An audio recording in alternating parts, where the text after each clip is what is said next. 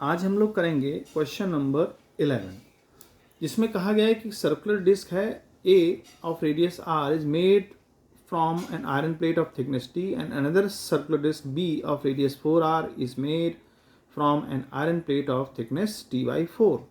ठीक है, the relation between the moment of inertia A, IA and IB. तो देखिए क्वेश्चन अच्छा है। एक डिस्क हमने ले जिसका नाम दे दें A और दूसरी डिस्क 4R उसका रेडियस है और उसका नाम हो गया B। ठीक है, दोनों की थिकनेस सेम है, T इसकी भी है, थिकनेस T इसकी भी है।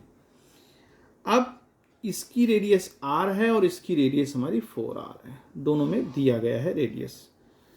तो कह रहा है कि मोमेंट ऑफ इनर्शिया क्या होगा। तो सिंपल सी बात है कि इसका इनर्शिया निकाल लेते हैं हम लोग। IA half mr²। फार्मूला होता है डिस्क का एक्सेस के अबाउट, तो चूंकि कुछ दिया नहीं है तो एक्सेस के अबाउट ही इनर्शिया लेंगे हम। अब मास क्या होता है, मास होता है डेंसिटी इनटू वॉल्यूम।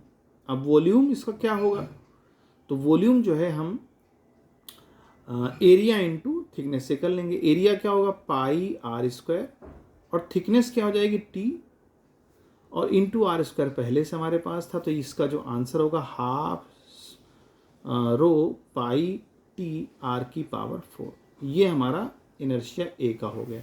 इसी तरह से हम B का निकाल लें। B का इनर्शिया क्या होगा हाफ, मास में देखिए डेंसिटी दोनों की सेम है क्योंकि दोनों ही आयरन की प्लेट है, तो ऐसा कुछ मेंशन नहीं है, सेम डेंसिटी होगी दोनों की। एरिया उसका हो जाएगा πr। अब रेडियस उसने दे रखा है 4r, ये इसमें बात है, तो रेडियस का स्क्वायर करेंगे तो 4 4 जा 16r²।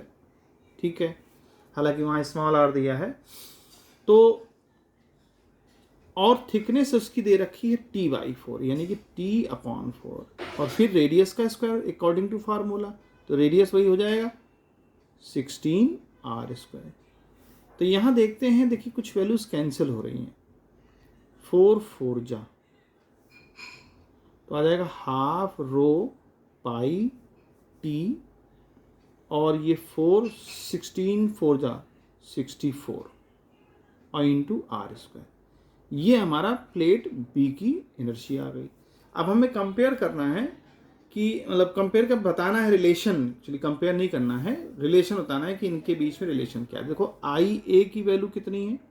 अच्छा, हमारे क्वेश्चन दे रखा है कि बड़ा कौन है ना दोनों में, तो देखो यहाँ IA की वैल्यू हाफ रो पाई T r⁴ है और IB की value half rho pi T 16 times of r² है।